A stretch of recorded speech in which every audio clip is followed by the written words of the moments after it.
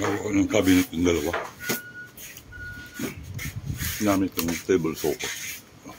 Bilis. As you can see, we're in our pollination phase. So that silk is going to be catching this fall. This is one of the most important times in this sweet corn's development. So we hope it goes smoothly. Our first planting of cucumbers and zucchini looks really good. The plants are starting to produce a lot of nice cucumbers. As we can see, if we get in close, we've got 1, 2, 3, 4, 5, 6, 7, 8 that are producing on this plant from what 9, 10, 11. So there is a lot of cucumbers being produced right now. Pare-parehas ba, Paul, ang ano mo, cabinet mo? Iba-iba. Ang sukat? Ano yung kinat mo kanina? Flooring? Flooring. Gawin mo na yung apat na flooring. Meron na? Meron na apat. Ah, okay. Dito mo kinuha. Okay. Tapos, sabay-sabay rin siding, sabay-sabay din sa front siya. Diba? Ang table saw ni Bigote Green. Mabilis.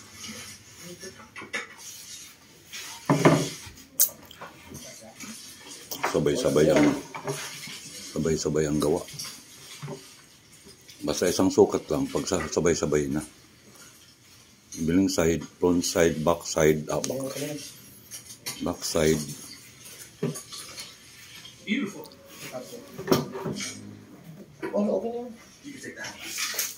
Haba naman yung tuloy mo.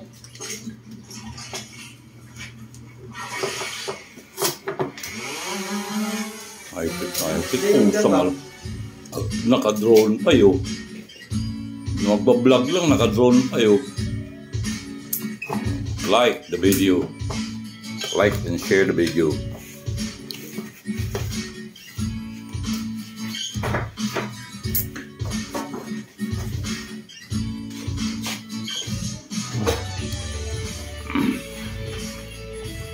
Yung table saw ko na yung DIY yan. Wala kang makita Lazada niyang table saw na yan. At sa SM, wala yan sa SM. Dito lang yan sa shop ni Bigote Green.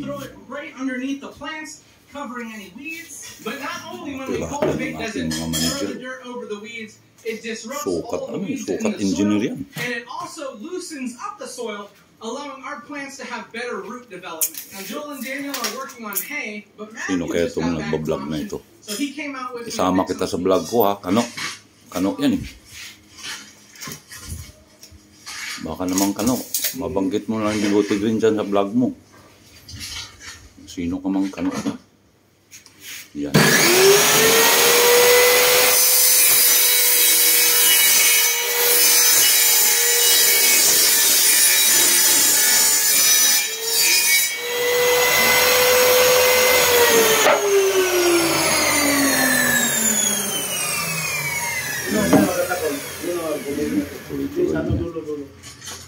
Tuloy mo yan.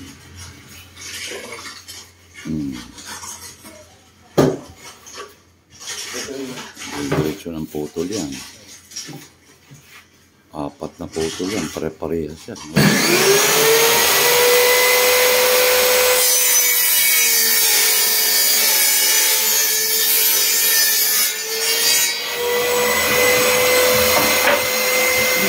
Kulang. Sayang.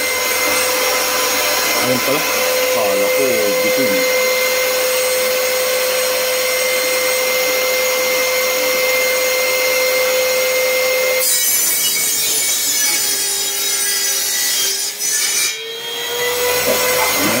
Ingat lang sa daliri.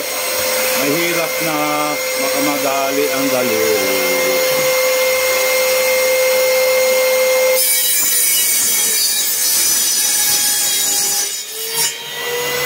Tapos ang isang side.